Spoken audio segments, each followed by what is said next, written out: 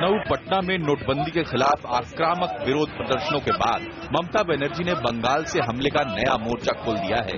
ममता बनर्जी का आरोप है कि सिलीगुड़ी, दार्जिलिंग, दक्षिणी मिदनापुर सहित 80 से ज्यादा जगहों पर बिना राज्य की मर्जी के सेना की तैनाती हुई है। केंद्र सरकार सेना के जरिए उनकी सरकार का तख्ता पलटना चाहती है। सेना की तैनाती से नाराज ममता बनर्जी ने पूरी रात सचिवालय में ही गुजार दी। Less than 200 meters away from the secretariat, the army is there at the toll plaza.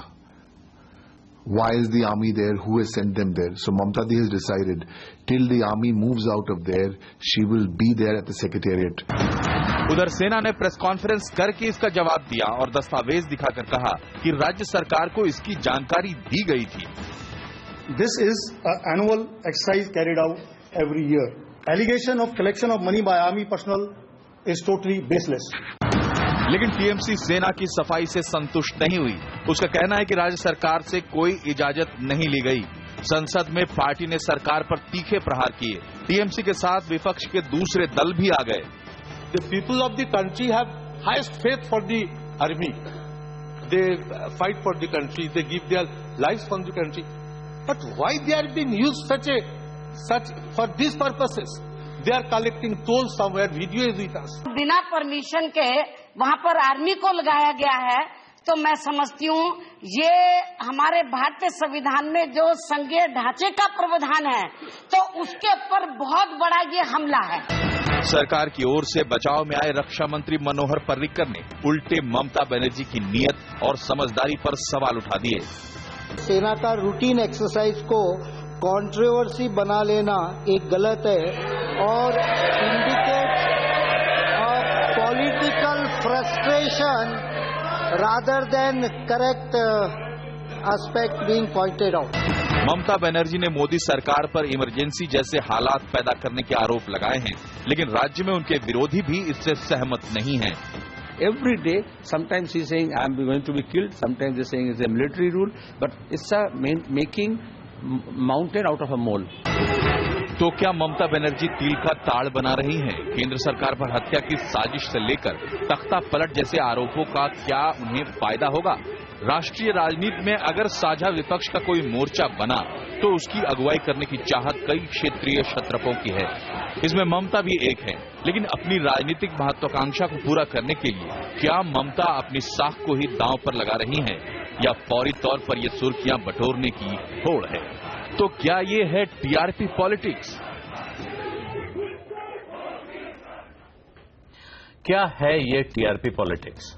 आवाज अड्डा पर आज की चर्चा में हमारे साथ हैं वरिष्ठ पत्रकार नीरजा चौधरी, यहाँ स्टूडियो में मेरे साथ हैं।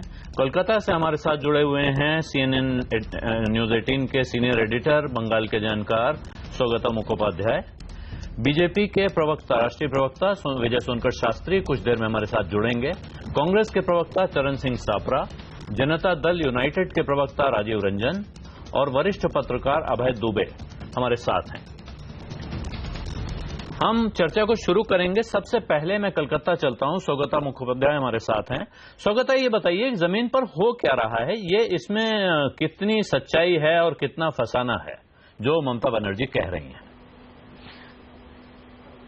आलोक जी, मैं तो ये पहले कहना चाहूंगा कि यहाँ के जो स्टोरी उभर के सामने आ रहा है, इसका क्या सच्चाई है क्या नहीं है, ये बोलना अभी थोड़ा मुश्किल है, क्योंकि यहाँ पे सिर्फ हम दो साइड्स के दो बयान हमें मिल रहा है।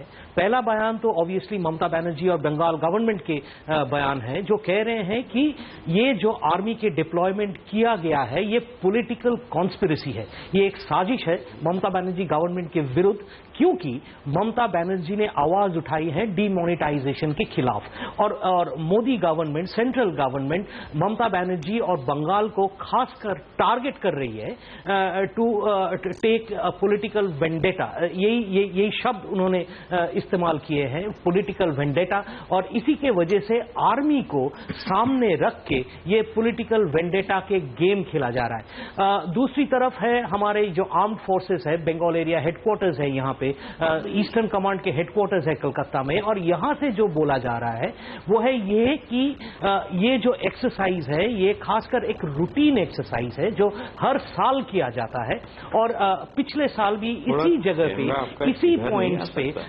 ये किया गया था, ऐसे एक्सरसाइजेस किया गया था, और गवर्नमेंट के पास इसकी पूरी जानकारी है, और जो रेलेवेंट अथॉरिटीज है ये इनके पास भी पूरे जानकारी इस विषय पे है। तो अब ये तो एक के विरुद्ध दूसरे का बात ऐसे करके मामला सामने आ रहा है। अब देखना पड़ेगा कि इसके रेजोल्यूशन कैसे होता है। मुझे हंच ये है आलोक जी कि इसकी रेजोल्यूशन तो आखिर तक पॉलिटिकली होगा। जी, आप कह रहे हैं इसका हल तो राजनीति से निकलेगा। बीजेपी प्रवक्ता विजय सोनकर शास्त्री हमारे साथ जुड़ चुके हैं। और शास्त्री जी, ये बताइए कि ये एक मिलिट्री एक्सरसाइज होनी थी, उस मिलिट्री एक्सरसाइज के बारे में राज्य की मुख्यमंत्री कह रही हैं कि उनको जानकारी नहीं है। बाद में सेना ने कहा कि जानकारी थी। इस पर उनकी पार्टी की तरफ से जवाब आया है कि जानकारी रही होगी, लेकिन इजाजत मांगी गई थी, जो इजाजत दी नहीं गई है। प्रश्न यह है कि एक ऐसे समय पर जब पूरे देश में नोटबंदी को लेकर विवाद चल रहा है, लोग परेशान हैं, खास तौर पर पश्चिम बंगाल की मुख्यमंत्री उस विषय पर बहुत मुखर हैं, उस समय पश्चिम बंगाल राज्य में इस तरह की एक्सरसाइज होने की क्या जरूरत थी? वो एक्सरसाइज इस तरह से क्यों होनी थी? क्या इस पर कोई सफाई आप दे सकते हैं? क्या कोई सरकार की तरफ से एक लाइन है कि ऐसा क्यों इसी वक्त किया जा रहा था? देखिए आलोक जी, सबसे पहले तो मैं आपको ये बतलाना चाहूंगा कि वहां पर जो एक्सरसाइज होने वाली थी वो मिलिट्री की होने वाली थी। वो भारतीय जनता पार्टी या हम लोगों का उससे कोई लेना देना नहीं था। और अगर इस प्रकार की एक्सरसाइज होती है तभी तो वहां हो रही थी, अन्य स्टेट में भी होने वाली थी। अब इसमें अगर मुख्यमंत्री ये कहें कि हमसे परमिशन मांगा गया था, हमने इजाजत नहीं दिया, अब वो मिलिट्री को भी इजाजत नहीं देंगी तो किसको देंगी? ये तो नेशनल इंटरेस्ट की बात थी, देश की सुरक्षा की बात थी। इसको पॉलिटिक्स से अगर दूर रखा गया होता तो शायद बहुत अच्छा होता। ममता जी बहुत समर्पित पॉलिटिशियन हैं। उन्होंने बंगाल से कम्युनिस्टों को खदेड़ दिया, इतनी बड़ी उनको सफलता मिली थी, यानी उनमें पूर्ण मैच्योरिटी थी। अब वो मिलिट्री के मामले में भी अगर उनके इस प्रकार के भाव आएंगे तो ये आश्चर्य का विषय होगा। विमुद्रीकरण पर जो वो बोल रही हैं वो अलग की बात है, उसको राजनीति और उसको देश की नीति इन दोनों के साथ जोड़ करके तो नहीं किया देखा जा सकता है। वो अपने विचार रख रही हैं, देश की जनता उनके विचार को देख रही है कि किस प्रकार से इतना ड्रास्टिक जो एक निर्णय लिया गया देश की अर्थव्यवस्था को एक अलग दिशा देने के लिए, उस पर पूरा देश सहमत है। 99% लोग सहमत हैं। जो लोग असहमति दिखला रहे हैं उनको देश की जनता, देश और सब लोग समझ भी रहे हैं। मेरा ये मानना है शास्त्री जी, कि कम से कम अंतर हो रहा है, क्योंकि हम लोग फिलहाल हम लोग बातचीत नोटबंदी के मेरिट्स पे नहीं कर रहे हैं। वही बता रहा हूं कि जब मिलिट्री का जो एक्सरसाइज था, इसको तो राजनीति से वो दूर रखती जी। उसकी कम से कम देश की सुरक्षा और देश के संदर्भ में, देश के इंटरेस्ट में अगर कोई कार्य हो रहा है तो उसको राजनीति से दूर रखा जाए तो बहुत अच्छा होता। पर मेरे ख्याल से ममता जी ऐसा नहीं कर पाए, इस बात का हमें दुख है। आप कुछ बातें ऐसी कह रहे हैं जिनका जवाब शायद तृणमूल कांग्रेस को देना था। तृणमूल कांग्रेस को हमने इस चर्चा में शामिल करने का प्रयास किया, लेकिन अभी तक वो हम नाकामयाब हैं, क्योंकि उनकी तरफ से कोई प्रवक्ता जुड़ नहीं पाया है। उन्होंने हमसे कोई साफ इनकार भी नहीं किया है, इसलिए हम कोई खाली कुर्सी भी नहीं दिखाएंगे। हम वो नहीं जोड़ पाए हैं ये कहेंगे। यहां पे मैं वरिष्ठ पत्रकार अभय दुबे को साथ जोड़ना चाहूंगा, जो मुझे लगता है कि एक दूसरे नजरिए से इस बात को देखेंगे। दुबे जी, आप जब तटस्थ पत्रकार की तरह इसे देखते हैं तो आप सिचुएशन को क्या पा रहे हैं? क्या ममता बनर्जी जरूरत से ज्यादा राजनीति कर रही हैं, या वो किसी गंभीर खतरे की तरफ इशारा कर रही हैं जिस पर और लोगों को भी ध्यान देना चाहिए? देखिए जोशी जी, जब से नरेंद्र मोदी की सरकार आई है तब से सत्ता पक्ष और विपक्ष के बीच के जो आपसी संबंध हैं वो अतीत में किसी भी समय के मुकाबले ज्यादा तल्ख, ज्यादा कड़वे हो गए हैं। और इसलिए जब पक्ष विपक्ष के बीच राजनीति होती है उसमें काफी तल्खी होती है और काफी आक्रामकता होती है। नंबर एक बात। दूसरी बात यह है कि ये जो नरेंद्र मोदी ने नोटबंदी वाला कदम उठाया है, इस कदम ने पिछले 2.5 साल में विपक्ष की यूनिटी का जो इंडेक्स है, विपक्ष की एकता का जो इंडेक्स है, वो काफी ऊंचा पहुंचा दिया है इसने। इसकी वजह से विपक्ष की एकता, पहली बार ऐसा हो रहा है कि समाजवादी पार्टी और बहुजन समाज पार्टी, टीएमसी और सीपीएम, अन्ना द्रमुक और द्रमुक, ये सब इस मुद्दे पे एक मंच पे आए हैं। कुछ विपक्षी दल अभी बाहर हैं इस एकता से, लेकिन ये जो क्षेत्रीय शक्तियों का ये जो मिलन हुआ है राष्ट्रीय मंच के ऊपर, ये इससे विपक्ष की एकता और बढ़ी है और इसकी वजह से विपक्ष और भी ज्यादा आक्रामक हुआ है। तो मेरा मानना यह है कि मैं ममता बनर्जी के इन तमाम वक्तव्यों को इस पूरे राजनीतिक परिप्रेक्ष्य में रखकर देखता हूं। विपक्ष पिछले 2.5 साल में विपक्ष को पहली बार नोटबंदी के खिलाफ एक बहुत बड़ा मुद्दा मिला है और वो उसके खिलाफ ऊंची बुलंद आवाज में बोल रहा है। ऐसे मौके पर, ऐसे नाजुक समय पर, जो आपने शुरू में ही कहा था कि ऐसे नाजुक समय पर जब ममता बनर्जी नोटबंदी के खिलाफ इतनी मुखर हैं, तब बंगाल में ही ये फौजी कवायद क्यों होनी चाहिए थी। तो आपने सही तरीके से बात उठाई। ये एक बंगाल के लिए एक संवेदनशील मसला बन गया है। अब मैं कम से कम 20-25 साल से राजनीतिक खबरों पर निगाह रखे हुए हूं, सार्वजनिक जीवन को देख रहा हूं, उसका अवलोकन कर रहा हूं, लेकिन फौजें प्रदेशों में इस तरह की कवायद करती हैं, इसके बारे में कम से कम मुझे भी कोई जानकारी नहीं थी। कम से कम इस मसले पर पहली बार ये जानकारी निकल के आई है कि फौज इस तरह की कवायद करती है और उससे किसी राज्य की सरकार को लग सकता है कि उसके लिए मुश्किलें खड़ी हो गई हैं। जी, तो ये भी देखने की बात है कि इस तरह की कवायदें संघीय ढांचे में किस तरह की जाएं। जी, विजय सोनकर शास्त्री कुछ कहना चाहते हैं, लेकिन शास्त्री जी मैं चाहता हूं एक बार पहले जितने मेहमान हमारे हैं सब अपनी अपनी बात एक बार कह दें। नहीं, मैं बस एक मामूली सी चीज जोड़ना चाहता था। हाँ, अगर छोटी टिप्पणी आप कर रहे हैं। इतना ही कहना चाहता था कि अभय जी ने जो तमाम बातें कही हैं कि पूरा विपक्ष एक है, एक पार्टियों को छोड़ करके, तो जब जिस दिन निर्णय लिया गया था दूसरे दिन कांग्रेस पार्टी की शीर्षस्थ नेता श्रीमती सोनिया गांधी जी ने उन्होंने समर्थन दिया था। इसके बाद नीतीश कुमार जी ने समर्थन दिया था और ऐसे ही मुलायम सिंह ने कमोबेश समर्थन कहा था कि ये बहुत अच्छा निर्णय है, पर 2-4 दिन उनको समय मिलना चाहिए। जी, इस विषय पे आते हैं। उससे पहले मैं जरा एक बार, मैंने जैसे आपसे आग्रह किया कि मैं एक बार एक ओपनिंग रिमार्क सबका लेना चाहूंगा। कांग्रेस पार्टी के प्रवक्ता चरण सिंह सापरा वो हाथ उठा रहे थे। सापरा साहब, आपकी ओपनिंग टिप्पणी क्या है? आप इस मामले को कैसे देख रहे हैं? क्या ममता जी जो आशंका जता रही हैं वो सही है या वो जरूरत से ज्यादा थिएट्रिक्स का इस्तेमाल कर रही हैं? एक दिन पहले उन्होंने हवाई जहाज उतरने न देने का आरोप लगाया, उसके बाद उन्होंने सड़क पर कुछ फौज देख ली, जिसके बाद वो सचिवालय में 36 घंटे तक बंद हो गई। उन्होंने ऐसा दिखाया जैसे कि उन पर खतरा आ गया है कोई। ये आप कैसे देख रहे हैं?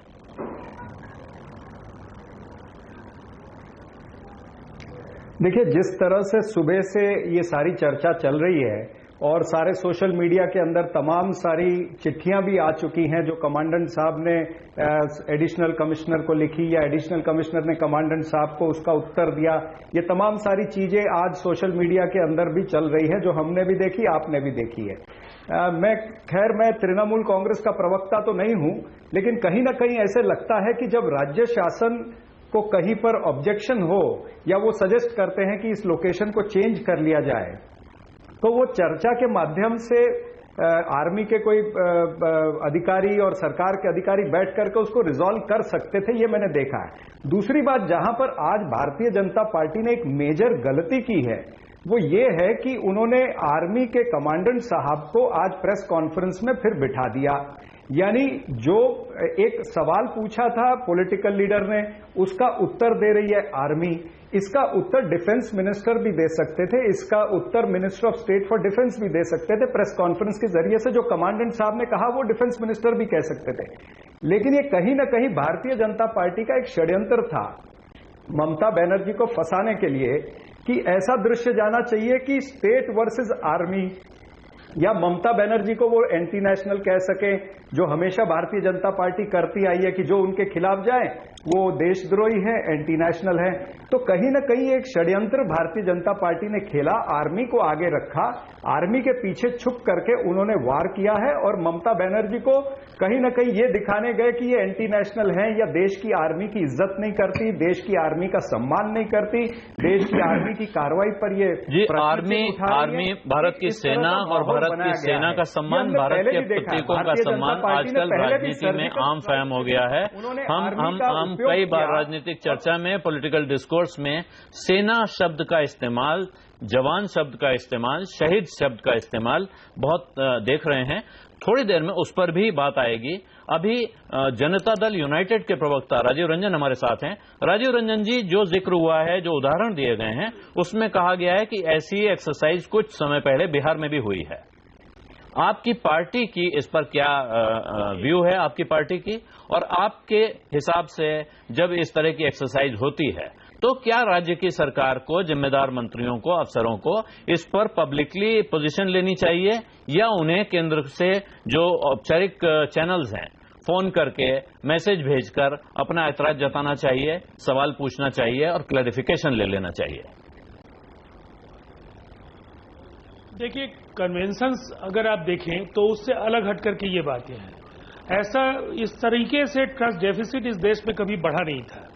रूलिंग अलायंस को 2.5 साल पहले सत्ता में आए हुए हुआ है और अभय दुबे जी ने सही कहा, ऐसी तलखी कभी अपोजिशन और रूलिंग अलायंस के बीच कभी नहीं दिखी। इन प्रिंसिपल डिमोनेटाइजेशन को हम सपोर्ट कर रहे हैं, इम्प्लीमेंटेशन के तौर तरीकों को लेकर के जरूर हम लोगों के कुछ सवाल हैं, लेकिन आज जो ये सवाल है, ये कोऑपरेटिव फेडरलिज्म का जो स्पिरिट है उसके खिलाफ ये कहीं ना कहीं दिखता है। अगर हम देखें एक तरफ कि किसी स्टेट के इलेक्टेड लीडरशिप को किसी सवाल पर एतराज है तो उसे विश्वास में लेने में मुझे नहीं लगता है कि कहीं केंद्र राज्य संबंधों को कोई नुकसान पहुंचा पाएंगे आप उससे, बल्कि वो बेहतर कोऑर्डिनेशन के जरिए आप सेंटर स्टेट रिलेशंस को आप ज्यादा बेहतर तरीके से दिखा पाएंगे। जो कुछ हुआ है उत्तराखंड में या जो कुछ अरुणाचल में हुआ, देश के कई राज्यों में चुनी हुई सरकारों को ये आशंकाएं हैं कि केंद्र के तरफ से कुछ न कुछ ऐसी कोशिशें चलती हैं कि वहां डिस्टेबलाइज किया जा सके। तो अगर ममता जी ने ये सवाल उठाए तो मैं समझता हूं इस पर बेहतर तरीके से उनकी पार्टी की ओर से ओपिनियन आए तो ज्यादा अच्छा होगा। लेकिन इतना जरूर है कि कुछ न कुछ इन लोगों के बीच समन्वय का अभाव दिखा है, जिसके कारण ये इस स्थिति ने इतना विभत्स मोड़ लिया है। मुझे लगता है केंद्र सरकार की ओर से जो बातें आती हैं, और ये सही कहा है कांग्रेस के स्पोक्स पर्सन ने भी कि बेहतर तरीके से आर्मी स्पोक्स पर्सन इसको ब्रीफ करते, इसके बजाय मिनिस्ट्री ऑफ डिफेंस अपने स्पोक्स पर्सन को अगर कहता है इस पर अपना स्टैंड क्लियर करने के लिए, तो वो ज्यादा बेहतर होता। आर्मी को सामने रख करके जिस तरीके की स्थिति पैदा करने की कोशिश हो सकती है, वो स्टैंड भी मुझे लगता है कि कुछ हद तक वो सही है। एक चीज मैं जरूर कहना चाहूंगा, जो परिस्थितियां देश में हुई हैं, इन प्रिंसिपल सपोर्ट करने के बाद भी हमारे ये सवाल जरूर है कि अगर जनता को कठिनाइयां हैं तो 50 साल प्रधानमंत्री जी, आज आरबीआई की तरफ से भी कहा गया है कि लंबे समय तक ये सिलसिला चलेगा। तो मुझे लगता है ये कहीं ना कहीं ये बिजनेस चैनल है और एक बड़ी आर्थिक मंदी की तरफ देश को कहीं धकेले जाने की स्थितियां नहीं पैदा हो जाएं। एक इसका आदर्श का पक्ष है, दूसरी तरफ व्यवहारिक तौर पर जो लोगों की कठिनाइयां हैं, जिसकी क्रय क्षमता ज्यादा होने के बाद भी ऐसे कई उदाहरण हैं कि बाजार अघोषित तौर पर बंद दिख रहा है, और ये एक ऐसी परिस्थिति है जिसको जल्द से जल्द अगर ठीक नहीं किया गया तो इकोनॉमी के लिए खतरनाक संकेत भी हो सकते हैं। जी, उस पर राजीव रंजन जी हम लोग कई बार चर्चा कर चुके हैं, नोटबंदी पे अनेक डिस्कशन हो चुके हैं, आगे भी होंगे, इसका आप विश्वास रखें। एक बात मैं साफ कर दूं, आपने और सापरा जी ने दोनों ने कहा कि इसका जवाब राजनीतिक नेतृत्व की तरफ से आना चाहिए था।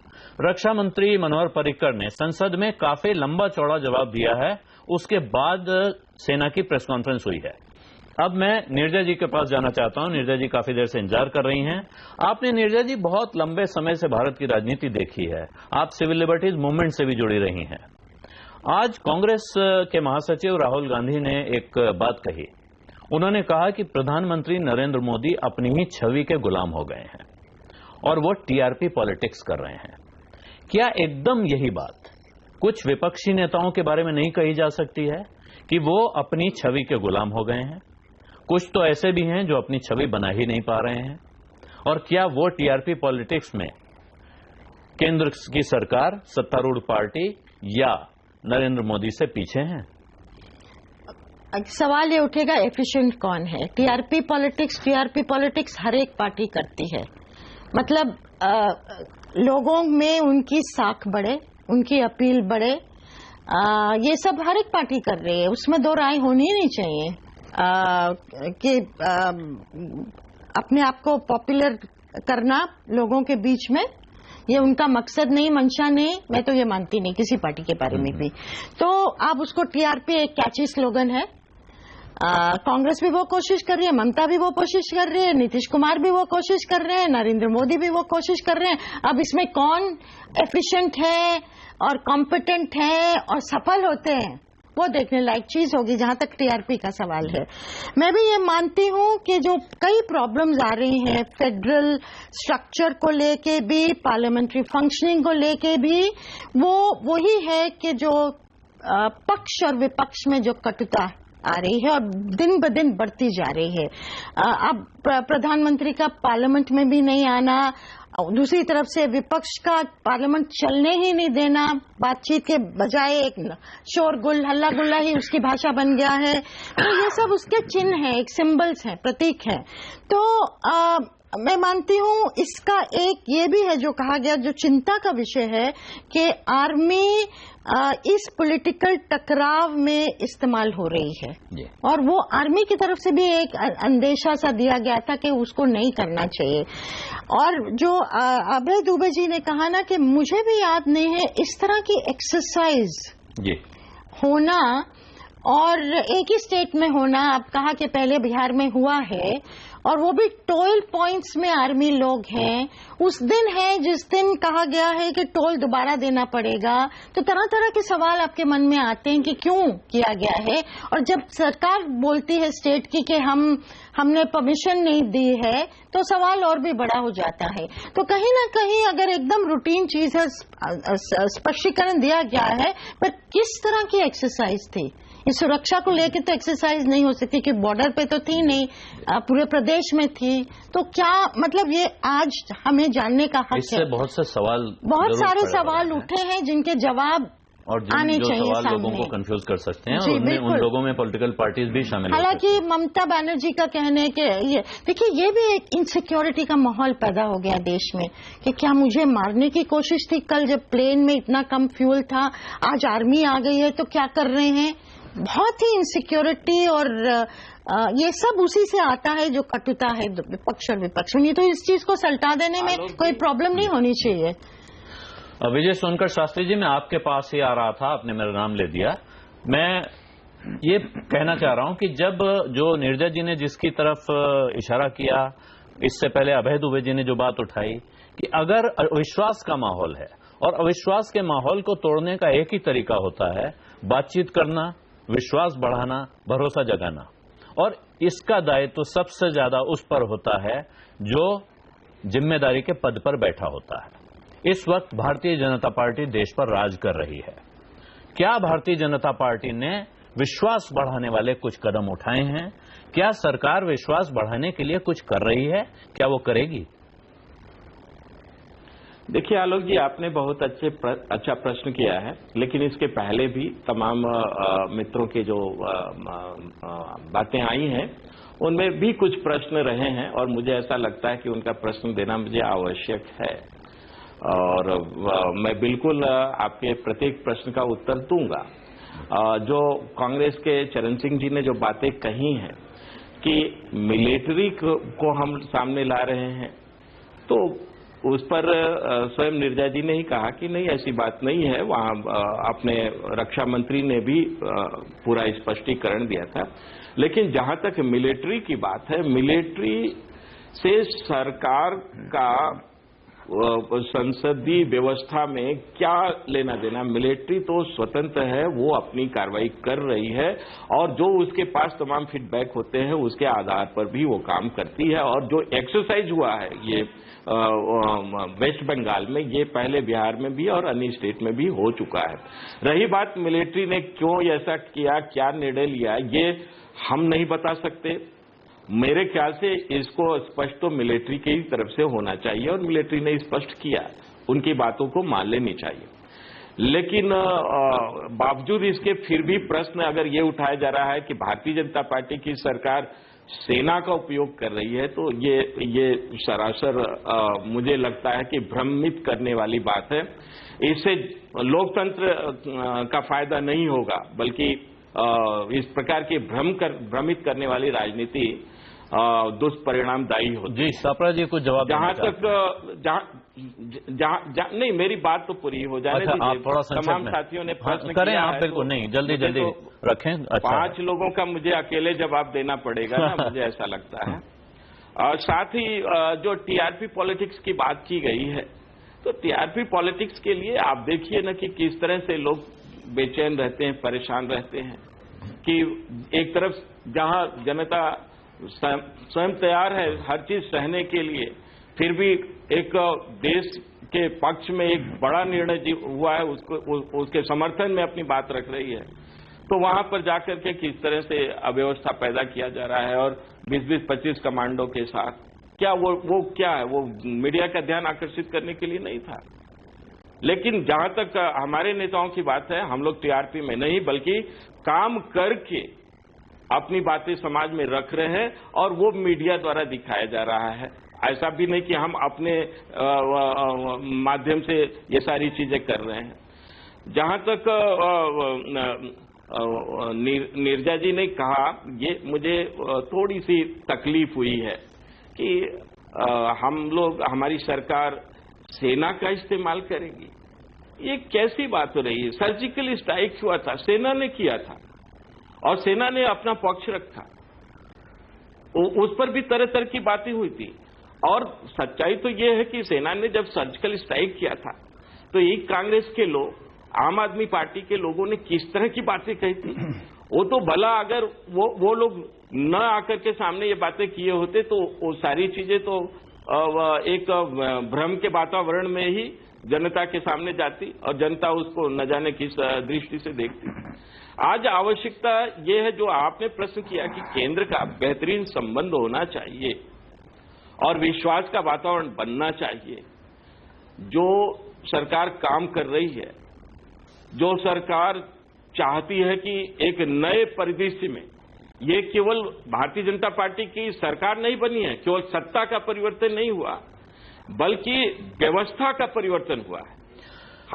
नहीं, इस व्यवस्था के परिवर्तन से शास्त्री जी माफ कीजिएगा, अब रोकना पड़ रहा है मुझे आपको, लेकिन ये व्यवस्था के परिवर्तन से बहुत से गंभीर प्रश्न उठ रहे हैं। ये व्यवस्था में कुछ ऐसे परिवर्तन हो गए हैं जिसमें लग रहा है कि संवाद की व्यवस्था बंद हो रही है, संवाद की प्रक्रिया बंद हो रही है। चरण सिंह सापरा जी कुछ कहना चाहते हैं, जल्द छोटे में अपनी बात रखेंगे, उसके बाद में अभय दुबे की एक टिप्पणी चाहता हूं। मेरी बात मैं 10 सेकंड में पूरी। अच्छा, आप 10 सेकंड आपको दीजिए, आप 10 सेकंड में आप बात आलोक जी आपसे विनती है, देखिए आप शास्त्री जी को 10 सेकंड में बात खत्म करने दें। अविश्वास की बात है, अविश्वास की जहां तक बात है, हमारी सरकार जब अभी तक सत्ता का अगर परिवर्तन होता है तो रूटीन में सारी चीजें चलती है, लेकिन जब व्यवस्था में परिवर्तन होता है, कुछ नई चीजें होने लगती हैं जो राष्ट्रहित की होती हैं, तब उसमें थोड़ी समय लगता है। लेकिन अगर हर चीज को ये मान करके कि ये बेकार है, ये कंडेम है, यही करना चाहिए, तो विपक्ष की तो भूमिका उस रोगी की तरह दिखाई दे रही है कि जो दवा इसलिए नहीं खाना चाहता कि कहीं ठीक न हो जाए, सच्चाई स्वीकार नहीं करना चाहते हैं। चलिए इसका जवाब लेते हैं, चरण सिंह सापरा जवाब देना चाहते हैं। जिस प्रकार कांग्रेस, सापरा जी आप इसका जवाब दें। गांधी जी ने जिस बार सोनिया जी ने इतना बड़ा समर्थन दिया, जी सापरा जी बोले। आलोक जी, 9 तारीख को ही सुबह पिछले 5 मिनट से भाषण दे रहे हैं। सापरा जी आप बोले, सापरा जी आप बोलना शुरू करें। ये 5 मिनट से भाषण दे रहे हैं और हम सब सुन रहे हैं। सापरा जी आप बोले ना, आप अपनी बात रखें। भाषण नहीं दे रहा हूं मैं, आप लोगों के जो भ्रमित करने वाले प्रश्न है उसका उत्तर दे रहा हूं। नहीं, आप लोग कृपया बात करें, क्योंकि हम लोग दूसरों का समय गिनने पर बताएंगे, इससे अच्छा है कि अपनी बात रखें। हाँ, नहीं, ऐसा है कि जितना समय आपने शास्त्री जी को दिया उतना मुझे भी दीजिएगा। नहीं, शास्त्री जी को समय, सापरा जी, शास्त्री जी को समय इसलिए ज्यादा देना पड़ेगा क्योंकि ज्यादातर सवाल उनकी तरफ डायरेक्टेड हैं, तो कुछ समय उनको एक्स्ट्रा मिलेगा, ये आपको मानना चाहिए, मुझे भी मानना चाहिए, ये मेरी मजबूरी है। हम यहाँ तीन लोगों को बराबर बैठा के डिबेट नहीं कर रहे हैं, वो केंद्र सरकार की तरफ से इकलौते प्रतिनिधि हैं, हर सवाल के बाद मैं उनको जवाब का मौका नहीं दे सकता हूँ, इसलिए थोड़ा समय वो एक्स्ट्रा लेंगे। बोलने का मौका दीजिए। बिल्कुल आपको मौका दूंगा, मैं आपको बिल्कुल मौका दे रहा हूं, लेकिन बात जितना संक्षेप में संभव हो उतना रखें। नहीं, मैं कतई नाराज नहीं हो रहा हूं, आप हमारे मेहमान हैं, आपसे नाराज कैसे होऊंगा। आप अपनी बात थोड़ा संक्षेप में रखने का प्रयास करें, उसके बाद मैं अभय दुबे जी के पास जाना चाहता हूं। जहां तक मनोहर पर्रिकर जी का सवाल है, जो आपने कहा कि पार्लियामेंट में उन्होंने उसका उत्तर दिया, जब पार्लियामेंट में उत्तर दे दिया था तो फिर आर्मी के कमांडेंट साहब का प्रेस कॉन्फ्रेंस करने की कोई जरूरत नहीं थी। जो पेपर उन्होंने प्रेस कॉन्फ्रेंस में दिखाए वही पेपर ये पार्लियामेंट में दिखा देते, विषय वही खत्म हो जाता। तो कहीं ना कहीं ये दिखता है कि ये पर्पस था भारतीय जनता पार्टी का कि अपना पॉलिटिकल वेंडेटा सेट करना था उन्होंने, और आर्मी को ढाल बना करके उन्होंने अटैक किया। अगर वो पार्लियामेंट में बोले और अगर सेना नहीं बोलती तो लोग कहते कि सेना को बोलना चाहिए। अभी हमको बोलने दीजिए ना। अरे भाई साहब, मुझे बोलने तो दीजिए।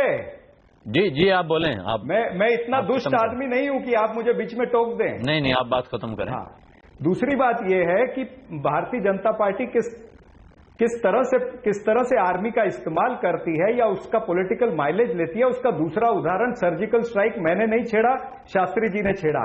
अब सर्जिकल स्ट्राइक हुए तो कौन गया था अपने गले में मालाएं डलवाने? आगरा और लखनऊ मनोहर पर्रिकर जी गए थे। कौन गया था उसका पॉलिटिकल माइलेज लेने, ये कह के कि ये तो हमारी सेना हनुमान है, इनको अपनी ताकत का एहसास नहीं था, ये तो मैंने इनको इनकी ताकत का एहसास दिलाया। जो सेना के चौरी का पोस्टर लगाए थे भारतीय जनता पार्टी के यूपी में और सारी जगहों में, तो कहीं न कहीं भारतीय जनता पार्टी ने पूरा पॉलिटिकल माइलेज हमेशा लेने का कोशिश किया है। आर्मी के काम का, आर्मी के क्रेडिट का। आपकी भी देखिए, अब आप मुझे बोलने नहीं देंगे तो मैं भी बीच में टोका करूंगा। सेना को तो ये बात गलत है। मैंने टोका नहीं जब वो बोल रहे थे। शास्त्री जी कृपया उनको बोलने दें। अभी तक हमने ये मर्यादा मानी है कि जब कोई एक आदमी बोल रहा है तो दूसरे बीच में नहीं बोल रहे हैं। कृपया उन्हें न टोकें, आपको आपका मौका मिलेगा। भारतीय जनता पार्टी को थोड़ी सहनशीलता दिखानी पड़ेगी। हाँ, भारतीय जनता पार्टी के प्रवक्ता थोड़े सहनशीलता दिखाइए आप कि जिस प्रकार से आप लोगों ने सर्जिकल स्ट्राइक के ऊपर आपने पॉलिटिकल माइलेज, पॉलिटिकल रोटियां सेकने का प्रयास आपने किया, ये आप नकार नहीं सकते। तो जवाब और जहां तक डिमोनेटाइजेशन का सवाल है, डिमोनेटाइजेशन का कांग्रेस पार्टी ने सपोर्ट किया है, लेकिन डिमोनेटाइजेशन के जरिए से जो लोगों को तकलीफ हो रही है, जो एक इंप्लीमेंटेशन से पहले आपने विचार नहीं किया है, जो आपने ये भी दिमाग नहीं लगाया कि हमको कितने नोट, हम 86% नोट हम मार्केट से निकाल रहे हैं तो उतने नोट कितने समय में आएंगे। पहले प्रधानमंत्री कहते हैं कि थोड़े 2-4 दिन का सवाल है, फिर 50 दिन आ गए, अरुण जेटली जी कुछ बोलते हैं। पिछले 23 दिनों के अंदर, 20 दिनों के अंदर आपने कम से कम 40 बार तो नियम चेंज किए हैं। तो कहीं ना कहीं जनता भी अस्थिर है ना। रोज परसों तक आप कहते थे कि 15 दिसंबर तक ये 500 के नोट चलेंगे टोल नाकों पर, कल रात को आपने कह दिया कि नहीं पेट्रोल पंप टोल नाकों पर ये बंद हो जाएगा। तो ये सरकार की कंसिस्टेंट पॉलिसी नहीं है। सरकार को कंसिस्टेंट पॉलिसी दिखानी पड़ेगी, तब लोगों का विश्वास सरकार में होगा, तब ममता बनर्जी नहीं घबराएंगी, तब उत्तराखंड के चीफ मिनिस्टर नहीं घबराएंगे। तो कहीं ना कहीं ये डर जो है, ये सरकार ने खुद उत्पन्न किया हुआ डर है। तो इसके लिए ये इस तरह का माहौल बनता है जिसकी जिम्मेवार सरकार खुद है। और आप क्यों नहीं बिठाते ममता बनर्जी को, आपके मंत्री होम मिनिस्टर या डिफेंस मिनिस्टर बुला के बात कर लेते। उनके मेंबर पार्लियामेंट आज सारा दिन पार्लियामेंट में थे, क्या आपके डिफेंस मिनिस्टर या आपके होम मिनिस्टर उनको बुला के बात नहीं कर सकते थे? कहीं ना कहीं ये सॉल्यूशन पॉलिटिकल होगा। ये पहले प्रवक्ता ने भी कहा, मेरे ख्याल से मुखोपाध्याय जी ने कहा है। तो ये political solution Bharatiya Janata party ने कल भी करना था, एक राजनीति आज कर लेते। आज आप उसको पॉलिटिकल वेंडेटा, आर्मी के कंधे पर बंदूक रख के आप गोली चला रहे हैं, आर्मी वर्सेस पॉलिटिक्स कर रहे हैं, तो आर्मी का दुरुपयोग तो आप कर रहे हैं। जी इस विषय पे आप दोनों के बीच में चर्चा अनंत काल तक चल सकती है, इसमें मुझे कोई संदेह नहीं है। लेकिन मुझे एक छोटा सा ब्रेक लेना पड़ेगा। चैनल है, मैं एक छोटा सा ब्रेक लूंगा। आपका बिजनेस चैनल है, इसलिए मैं एक महत्वपूर्ण बात कहना चाहता हूँ। एक छोटा सा छोटी सी बात अपनी कह दें। देखिए, ये जो डिमोनेटाइजेशन का जो विषय होता है, इसके बारे में इसका सिद्धांत होता है। ये हमारे देश में भले ही पहली बार इस प्रकार की बात हो रही हो, लेकिन यह एक आर्थिक सिद्धांत का मसला है। इसमें जब विमुद्रीकरण होता है तो किस प्रकार से नोट आने चाहिए, किस प्रकार से छपने चाहिए, ये एक सैद्धांतिक विषय है। और समय समय पर जो तमाम समस्याएं आती हैं, उनका उसी के अंतराल में समाधान का भी प्रयास होता है। इसलिए तो सैद्धांतिक विषयों में आज जनता जो परेशान है, जनता जो कतार में खड़ी है, नोटबंदी एक गंभीर आर्थिक विषय है, इसमें कोई शक नहीं है। नोटबंदी एक गंभीर आर्थिक विषय है, उसको गंभीर तरह से उससे निपटा जाना चाहिए था। भारत सरकार पिछले 22 दिन से उससे निपटने का प्रयास कर रही है। अभी ऐसा लगता नहीं है कि उससे निपटने की कोई सूरत हाल सामने है। यहाँ पर मुझे ब्रेक लेना पड़ेगा। ब्रेक के बाद हम बात करेंगे कि ममता बनर्जी जो राजनीति करना चाह रही हैं, उन्होंने आज जो आरोप लगाए हैं, उनसे क्या उनको कुछ हासिल होगा? अगर वो कोई दांव चल रही हैं तो क्या वो कारगर होगा? एक छोटे से ब्रेक के बाद हम फिर लौट कर आते हैं।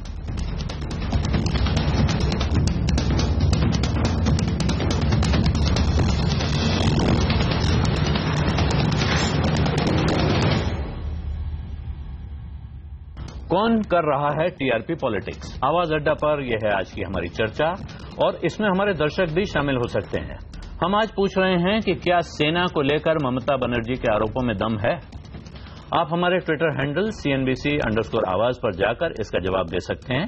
कार्यक्रम समाप्त होने से पहले हम आपके जवाब इस कार्यक्रम में शामिल करेंगे। अभय दुबे, मैं आपके पास आना चाहता हूं। अभी ब्रेक से ठीक पहले विजय सोनकर शास्त्री जी ने एक तरह से इस चर्चा पर हम पर एक इल्जाम लगाया कि हम एक बिजनेस चैनल हैं और हम विमुद्रीकरण जैसे गंभीर विषय पर गंभीर बातचीत नहीं कर पा रहे हैं। प्रश्न ये है कि भारत मेरा ये नहीं था मतलब। नहीं, मैं आलोक जी सोनकर जी, वो कोई बुरा नहीं मान रहा हूं, मैं आरोप नहीं लगा रहा हूं। बिजनेस चैनल है, मैं कह रहा हूं आपने कहा कि इस पर गंभीर बातचीत होनी चाहिए। आपने कहा इस पर गंभीर बातचीत होनी चाहिए, कोई दिक्कत नहीं है, आपने कहा। मैं उसी बात को आगे बढ़ा रहा हूं। जैसे चैनलों में गंभीर बातचीत होनी चाहिए, क्या राजनीति गंभीर मुद्दों पर नहीं होनी चाहिए? अभय दुबे जी, क्या गंभीर मुद्दे हैं नहीं देश में, या उन पर पर्दा डालने की कोशिश चलती है? कभी सेना को सामने खड़ा कर दीजिए, कभी झंडे को सामने लगा दीजिए, कभी राष्ट्रगान की धुन में उनको दबा दीजिए। क्या हर तरफ से टीआरपी की पॉलिटिक्स नहीं हो रही है? जोशी जी, मैं तो निश्चित मानता हूं कि कोई भी आर्थिक कदम, और खासतौर से नोटबंदी ऐसा बहुत बड़ा कदम, जिसमें कश्मीर से कन्याकुमारी तक प्रत्येक व्यक्ति के ऊपर, प्रत्येक वर्ग के ऊपर, हर किस्म के नागरिक के ऊपर उसका प्रभाव पड़ा है, उसका एक राजनीतिक पृष्ठभूमि उसकी नहीं होगी, उसको लागू करने के पीछे एक राजनीतिक नजरिया नहीं होगा, यह बात मानी ही नहीं जा सकती। तो नोटबंदी के प्रश्न के ऊपर एक राजनीतिक बहस होनी ही चाहिए। दरअसल ये अपने आप में एक राजनीतिक कदम ही है। जहां तक अभी शास्त्री जी ने कहा कि ये कुछ ये आर्थिक सिद्धांत का सवाल है, कुछ आर्थिक थियरी इसके पीछे है, जिससे ये तय होगा कि कितने नोट बाजार में लाए जाएंगे, कितने नहीं लाए जाएंगे, नोट कब छपेंगे, क्या छपेंगे। तो मैं तो खैर अर्थशास्त्र का प्रोफेसर नहीं हूं, हो सकता है शास्त्री जी को अर्थशास्त्र की ज्यादा जानकारी हो, मैं तो उनके ज्ञान के ऊपर कोई टिप्पणी नहीं कर सकता। लेकिन जो छोटी मोटी, लेकिन हाँ हो सकता है, लेकिन जो छोटी मोटी जानकारियां मुझे हैं, उसके तहत मैं ये समझता हूं कि पहले दिन चाहे सोनिया गांधी हो, चाहे मेरे जैसा एक बहुत मामूली टिप्पणीकार हो, सभी ने कहा था कि ये कदम अच्छा है, इससे अगर कालाधन बाहर निकल सकता है, काली धन की अर्थव्यवस्था नियंत्रित हो सकती है, तो इस कदम का स्वागत किया जाना चाहिए। लेकिन उसी वक्त साथ में यह भी कहा गया था कि अगला काला धन जनरेट नहीं होगा, इसकी क्या गारंटी होगी, और इतना बड़े कदम का इंतजाम कैसे होगा, इसके बारे में भी सरकार बताए। तो देखिए, इन दोनों मसलों के ऊपर यह सरकार अभी तक कामयाब नहीं हो पाई है, इसलिए यह राजनीतिक प्रश्न बन गया है, इसीलिए इसके ऊपर एक राजनीतिक बहस हो रही है अभी जितना रुपया बैंकों में जमा हुआ है, सरकार ने अभी तक यह भी नहीं बताया कि इसमें काला धन कितना है। भाई सरकार ये तो बताया कि बैंकों में रुपया आया है, कि आखिरकार उस रुपये में काला धन कितना है, कितना धन ऐसा है जो कि व्हाइट मनी है। कहीं ऐसा तो नहीं है कि जो ब्लैक मनी पर सर्जिकल स्ट्राइक की बात की जा रही थी वो अंततः व्हाइट मनी के ऊपर सर्जिकल स्ट्राइक साबित हो। तो अगर ऐसा हुआ तो मामला पूरी तरह से पलट जाएगा। इसका राजनीतिक खामियाजा तो किसी न किसी को उठाना पड़ेगा, और विपक्ष इसका राजनीतिक खामियाजा क्यों उठाएगा? इसका राजनीतिक खामियाजा तो वो उठाएगा इसने ये कदम उठाया है। तो गेंद पूरी तरह सरकार के पाले में है, गेंद पूरी तरह नरेंद्र मोदी के पाले में है। इनको ये साबित करना है कि ये सर्जिकल स्ट्राइक ब्लैक मनी के ऊपर है, व्हाइट मनी के ऊपर नहीं है। अभी तक जो हुआ है उससे साफ लगता है कि सर्जिकल स्ट्राइक केवल जनता की मेहनत की कमाई के व्हाइट मनी के ऊपर ही है। जी अभय दुबे जी, आपने बहुत गंभीर बात उठा दी है, और इस मसले पर एक बहुत आश्चर्यजनक बात हुई। जैसे अभी आपने कहा, लगभग पूरे देश ने एक मत से स्वागत किया था जिस दिन ये ऐलान हुआ था। एक दो आश्चर्यजनक आवाजें थीं जो इसका विरोध कर रही थीं, पहले दिन या दूसरे दिन जब भी पहली बार वो बोले। उनमें से एक आवाज थी ममता बनर्जी की। स्वागतो हमारे साथ हैं, आप बंगाल को देखते हैं, क्या वजह लगती है आपको? ममता बहुत ईमानदार पॉलिटिशियन मानी जाती हैं, उनका घर, उनका रहन सहन, उनकी कमाई सब देखकर कहा जाता था कि ममता बनर्जी के साथ भ्रष्टाचार का तो नाम जुड़ता नहीं है। फिर क्या वजह है कि ममता बनर्जी को पहले दिन से इस कदम पर ऐतराज हुआ? उन्होंने गंभीर ऐतराज जताया, विरोध किया। क्या इसके पीछे कोई और पॉलिटिकल कारण है, या वो इन समस्याओं को बाकी देश से पहले देखने में सक्षम थी? आलोक जी, मैं ये कहूंगा कि इसमें दोनों ही कुछ मिले जुले सी रिस्पॉन्सेस ममता बनर्जी के पास है, क्योंकि ममता बनर्जी को पहले तो ये एक आपको समझना है कि जो बीजेपी की जो पॉलिटिक्स और ममता बनर्जी की जो पॉलिटिक्स, ममता बनर्जी को ये लगता है कि बीजेपी की पॉलिटिक्स को विरोध हर तरीके से करना चाहिए। जो भी कदम बीजेपी उठाए उसमें से एक लूप होल देखने की कोशिश ममता बनर्जी हर वक्त करती है। तो पॉइंट एक तो वो है। दूसरी बात ये कि ममता बनर्जी ने दूसरी दिन से जब एटीएम और बैंकों के सामने जो लाइन उन्होंने देखी, ममता बनर्जी वापस घर जा रही थी कि एक प्रोग्राम में जा रही थी कि वो गाड़ी से उतर गई और लोगों से बातें करने लगी, तो उनको ऐसा लगा कि लोगों में परेशानियां बढ़ रही है। और ये दोनों तरफ की जो एक तो है उनकी पॉलिटिकल स्टैंड और दूसरी तरफ है जो ग्राउंड रियलिटी, ये दोनों को मिला के ममता बनर्जी की जो कन्विक्शन है डिमोनेटाइजेशन, नोटबंदी के जो मसले पर उन्होंने इसका जो खिलाफ वो जो आवाज उठा रही है, उनको वो कंसोलिडेट करता गया, उनको वो फर्म करता गया और कन्विक्शन उनकी बढ़ती गई।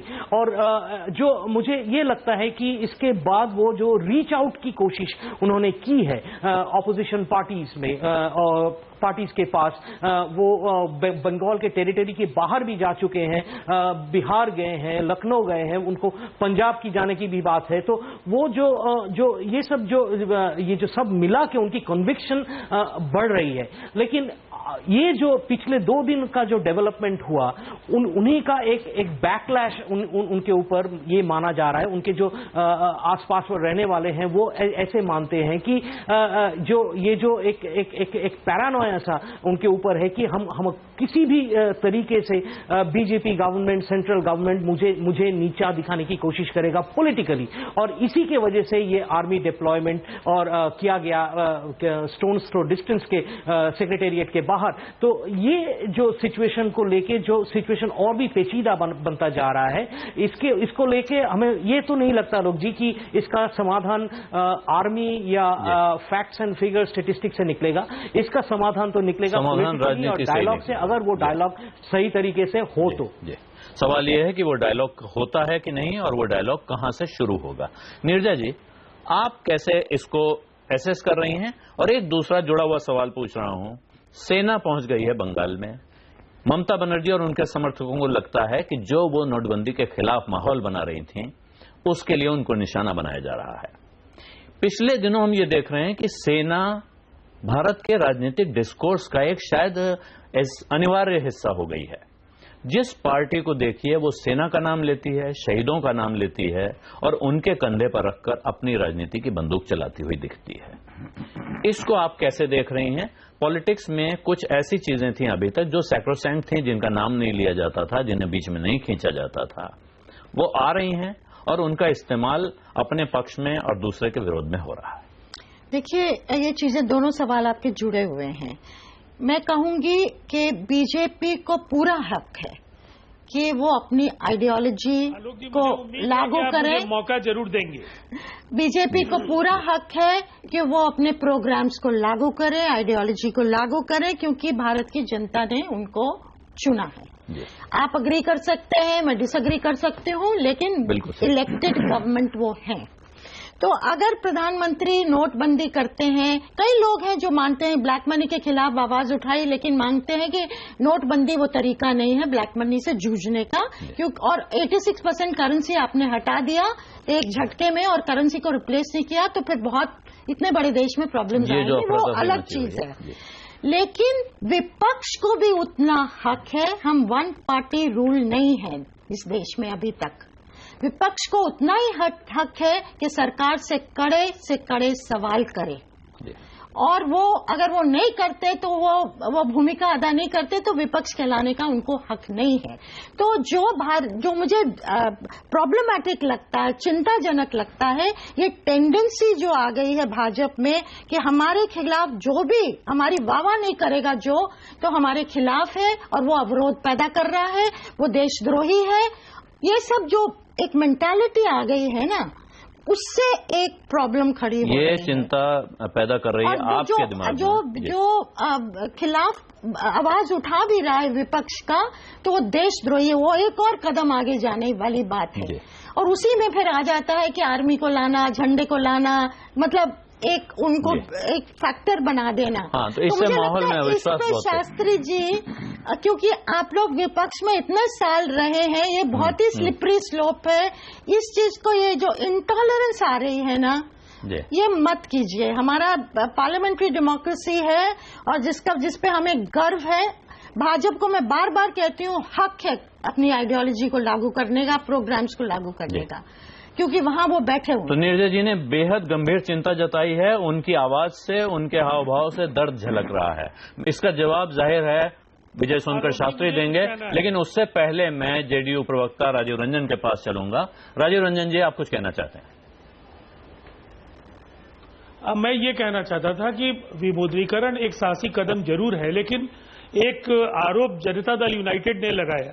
बिहार के 25 जिलों में पार्टी कार्यालय के लिए जमीनें खरीदी गई सितंबर से नवंबर के बीच में, और ये कार्य पूरे देश में 675 जिले हैं और 1000 संगठनात्मक जिले हैं। वहां ये जो कार्यालय के लिए जो जमीनें खरीदी गई, बिहार में तो दस्तावेजी प्रमाण है कि इसमें नकदी में कई जमीनें खरीदी गई, जो रेट है, जो सर्किल रेट, उससे कम दर पर जमीनें खरीदी गई। और सबसे बड़ी बात क्या है कि नोटबंदी के फैसले के 2 महीने से लेकर आज से 1 हफ्ते पहले तक ये जमीनें खरीदी गई हैं, और ये काले धन को सफेद करने का एक बड़ा प्रयास हम मानते हैं। और इसमें भारतीय जनता पार्टी संतोषजनक तरीके से जवाब नहीं दे पाई है। कभी उन्होंने कहा आरटीजीएस से भुगतान हुआ, हम लोगों ने दस्तावेजी सबूत दिए। तो ये हाथी के दांत दिखाने के कुछ और खाने के कुछ और। डिमोनेटाइजेशन एक बड़ा फैसला है, लेकिन ये आप काला धन की बात बार बार करते हैं, अपने दामन को भी तो पाक साफ दिखाने के लिए इन सवालों का जवाब देश को देना चाहेंगे आप? इसलिए कि ये लगातार जो आत्ममुग्धता की पराकाष्ठा पर भारतीय जनता पार्टी है कि किसी भी सवाल पर वो देश को नसीहत देते हैं, लेकिन खुद पर लागू करने की जरूरत नहीं है। इनके नेताओं के पास नए नोट जब्त हो रहे हैं, कई जगहों पर इनकी पार्टी से जुड़े लोगों के पास जो पैसे मिले हैं, इन सबसे क्या संदेश जा रहा है? जी राजीव रंजन जी, मुझे लगता है कि आप अपना सवाल इफेक्टिव तरीके से रख चुके हैं। शास्त्री जी, अब मुझे लगता है आपको जवाब देना चाहिए, क्योंकि अब समय कम बचा है, फिर आप कहेंगे मुझे जवाब देने का मौका नहीं मिला। नहीं, बिल्कुल आलोक जी, बहुत बहुत धन्यवाद कि आपने मुझको अवसर दिया। मैं पहले तो मुझे 10 सेकंड, एक सापरा जी भी बोलना चाहते हैं, आप 10 सेकंड उन्हें पहले ही दे दें, इससे अच्छा है कि बीच में वो आपकी बात रोकें। पहले सापरा जी को ले लें। मैं मिर्जा जी की सापरा जी आप बोल दें, क्योंकि उसके बाद शास्त्री जी एक साथ सबके जवाब दें। बोलूं? जी हाँ, नहीं, एक नीरजा जी ने जो अभी गंभीर बात की है उससे मुझे एक वाक्य याद आ गया कि जिस तरह से भारतीय जनता पार्टी एक माहौल बनाती है, अब कुछ समय पहले किरण राव जो आमिर खान की मिसेज हैं, उन्होंने ये अंदेशा जताया था कि मुझे इस देश में असुरक्षित लगता है, और तब उसको एंटी नेशनल कह दिया गया। आमिर खान को भी सारी, मतलब आरएसएस से लेके सारी यंत्रणा इनकी सड़कों पर उतर गई, मीडिया में आ गई कि वो एंटी नेशनल है, देशद्रोही है, पाकिस्तान में रहे, तमाम सारी बातें कही। अब वही बात प्रधानमंत्री जी ने भी व्यक्त की। प्रधानमंत्री जी ने भी कहा कि मुझे लगता है कि मुझे कोई मार देगा, मुझे डर लगता है। तब उनको तो किसी ने देशद्रोही नहीं कहा। और प्रधानमंत्री कुछ भी कर सकते हैं, वो कहीं पर हंस सकते हैं, कहीं पर रो सकते हैं। जितनी आसानी से उनकी आंखों से आंसू आते हैं, उतनी आसानी से अगर एटीएम से पैसे आज भी आने लग जाए ना, तो हिंदुस्तान के लोग कतार में नहीं खड़े शास्त्री जी, होंगे। बात आप लंबी ले जाएंगे क्योंकि अब समय नहीं है, तो शास्त्री जी आपको संक्षेप में ही अपना जवाब देना पड़ेगा, उसके बाद कार्यक्रम समाप्त होने का समय है। जी बिल्कुल, मैं पहले तो नीरजा जी की बातों के बारे में बताऊंगा। उन्होंने बहुत भावुक होकर के कहा है, मैं भी उनको ये याद दिलाना चाहूंगा कि अभी जब नोटबंदी के मामले में बहस शुरू हुई थी राज्यसभा में पहले ही दिन, तो सुबह से शाम तक राज्यसभा में बहस हुई, लेकिन जब सरकार की तरफ से उत्तर देने का समय आया तो विपक्ष का क्या रवैया था आपने देखा होगा कि वो विपक्ष तो केवल अपनी बात कहने में इंटरेस्ट रखती थी, सरकार का किसी भी प्रकार का उत्तर सुनने के लिए तैयार ही नहीं था। और यही रुख आज तक है। प्रधानमंत्री जी सदन में आए तभी सदन चलेगा। What is this? चर्चा तो होती रहती है, होनी चाहिए, लेकिन क्या इसी प्रकार का सहयोग विपक्ष का? हम मानते हैं कि सरकार का जितनी जिम्मेदारी है, इक्वली जिम्मेदारी विपक्ष की भी होती है। चाहता है वो भारतीय जनता पार्टी मान नहीं रही है, ये भी विपक्ष चाहता है कि मैं उत्तर दे रहा हूं, चर्चा हो और इसमें वोटिंग की इजाजत मिले, वो आपकी सरकार अलाउ नहीं कर रही। अब मेरे पास समय नहीं रह गया है, तो अब मैं बातचीत आगे। अगर क्या गारंटी है कि अगर चले सदन और ये उत्तर चाहे, जहां तक राजीव रंजन जी, अब मेरे पास बिल्कुल समय नहीं रह गया है। अब मैं आपको बताऊं कि हमने इस कार्यक्रम में जो पोल जनता से पूछा कि क्या सेना को लेकर ममता के आरोपों में दम है, लगभग बड़ी संख्या में लोग कह रहे हैं कि उन आरोपों में दम नहीं है। 85% जवाब आए हैं कि आरोपों में दम नहीं है। प्रश्न ये है कि क्या ये टीआरपी की पॉलिटिक्स है? टीआरपी की पॉलिटिक्स क्या होती है? पॉलिटिक्स जनता का दिल जीतने का खेल है, और वो टीआरपी से बहुत बड़ी चीज है। पॉलिटिकल पार्टीज, क्योंकि टीआरपी में कम ज्यादा होने पर किसी एक चैनल के भविष्य पर, उसके वर्तमान पर असर पड़ता है, लेकिन राजनीतिक दलों की लोकप्रियता बढ़ने और कम होने का इस देश पर असर पड़ता है, इस देश के एक एक इंसान पर असर पड़ता है। हमें लगता है कि एक बहुत गंभीर बहस है, इस बात को गंभीरता से लिया जाना चाहिए, राजनीतिक दलों को अपने दामन में झांकना चाहिए और इस सवाल का जवाब अपने आप से लेना चाहिए कि वो गंभीर राजनीति कर रहे हैं या छोटे मोटे मसलों को मुद्दा बनाकर उछालकर किसी तरह टेलीविजन चैनलों पर, अखबारों के पन्नों पर अपनी तस्वीरें चिपकाना चाहते हैं। आपको ये कार्यक्रम कैसा लगा? हमारे फेसबुक पेज पर या ट्विटर हैंडल पर आकर अपनी राय जरूर दें। और सभी मेहमानों का इस कार्यक्रम में शामिल होने के लिए धन्यवाद। नमस्कार।